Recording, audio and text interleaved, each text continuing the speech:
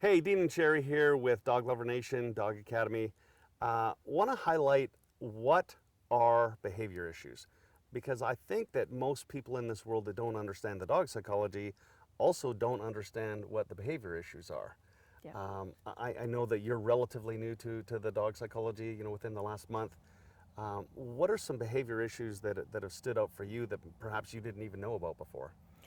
I never thought that jumping up was was a big deal. I thought the dog would just be excited. Um, the way that one of the house dogs, Quincy, comes and nudges me in my leg or just burrows her head in the crook of my arm, that was actually disrespectful. Aggression towards other dogs, the barking, those are the more obvious ones, but there were several that I just didn't associate with being disrespectful to humans and not recognizing us as pack leaders Right. and so on. Let's define a few of those. So, any of the vocalization, barking, whining, chirping, and any of those things, any of the vocalization, the dog is saying, I'm stressed, I'm stressed, I'm stressed. And some people say, well, I want my dog to bark. And I agree that I want my dog to bark if a bad guy's coming into my house, but my dog doesn't need to bark at every single person that comes into my yard. The dog doesn't need to bark at every single person that drives by or walks by, or you know what I mean? So uh, that's what I call excessive barking. So, when you look at canines out in the wilderness, whether it's the wolves or the coyotes or the dingoes in Australia, wild dogs in Africa, if they're making noise on a regular basis, their food source disappears and they starve. So it's not a natural behavior for them at all. So a balanced dog that's in a psychologically calm and under control state of mind is going to be a quiet dog the majority of the time. So do my dogs make noise? Once in a while, but they better not be making noise on a regular basis, or they're going to be stressed. And I don't want my dogs to be stressed, because it's just like you and I, it's going to affect their health and their longevity as well.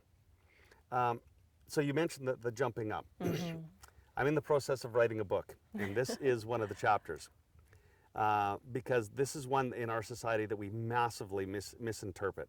So let's look at the overexcitement first, because I've never seen a dog that jumps up on people that's not overexcited first. So the state of mind is overexcited. In human psychology, that's a good thing. If I haven't seen you in a long time, woohoo, Sherry, it's good to see you. And that's a good positive Yeah. interaction. But for dogs, that overexcitement is actually a chaotic, neurotic, out of control, stressful state of mind. Mm-hmm. Okay? So overexcitement is never good for dogs. That's number one. Number two, the actual behavior, the mechanics of them jumping up on us is like, it's disrespectful. It's like you and I walking down the sidewalk, never having met each other before, and as we pass each other on the sidewalk, I spit in your face. It's not going to work out well for me, is it, Sherry? Nope, And we're not for being you. polite, aren't we? You'd have every right to deck me because it's so disrespectful. So that's the state of mind that the dog is in. The dog is saying, not only do I disrespect you, but I'm going to tell you that I disrespect you, right? It's like they're spitting in our face. So we've got this chaotic, neurotic, out of control dog that's being super disrespectful. And most people sit back when they hear that and go, oh, I had no idea that that's what it was.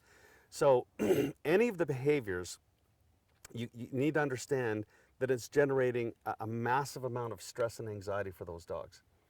And we've learned through science over the last many, many years that just like us, if we're exposed to that stress on a regular basis, it can have a major impact on our health, maybe candidate for hospitalization, illness, I don't know, something could give. And then for the dogs, I suppose we're going to be talking some sort of vet bill later on. And and then it's also that stress we know takes a toll on our lifespan. With the dogs, we scientifically know now that it's somewhere between 2, 3, even up to 4 years off their life.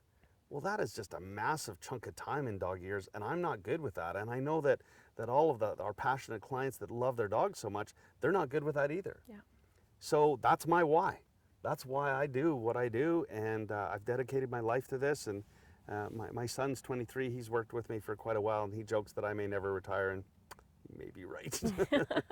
So there's a lot of dogs that need their humans to take the bull by the horns and learn the dog psychology. Mm-hmm.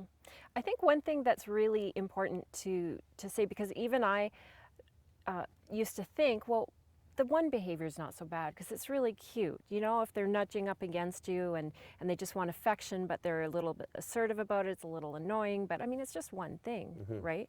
But there's a danger because if they're not respecting you enough in that one thing, how are you going to trust them to respect you when it really matters? If you need to tell them to sit, to stay, if there's danger, to respect you as pack leader, it needs to be an all-encompassing respect and position of yourself as pack leader. Wouldn't you agree? I agree 100%. You know, I've been in a situation where I had to give a dog, one of my dogs, my family dogs, a command very quickly. I had to yell sit because she was chasing a cat out onto the street, and by the time I noticed, I yelled sit, she sat on the sidewalk, the cat went between two parked cars across the road and just missed being hit by a truck, and if the dog would have still been in tow, she would have been hit and at the very least seriously hurt, perhaps killed by the truck. So if she didn't have that respect for me and was understanding the relationship,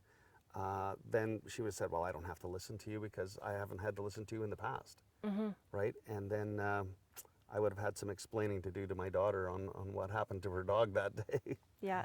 Yeah. Yeah. So I think that really emphasizes how important it is to even the little things that you think are cute. You need to be diligent. You have a great responsibility as pack leader that you can't just put on a shelf when it suits you and then 100%. take it down when you just want to exert your authority. For sure. And if anybody is interested in learning what are the list of behavior issues that we should be concerned about, go to our website, dogacademy.ca. Click on the dog psychological profile. You'll get a whole list of all of the different behaviors. And just click in, you know, my dog does it a little bit, it does it a lot. And we'll help you to get a score for your dog and help you figure out if your dog needs training or what level of dog training your dog needs.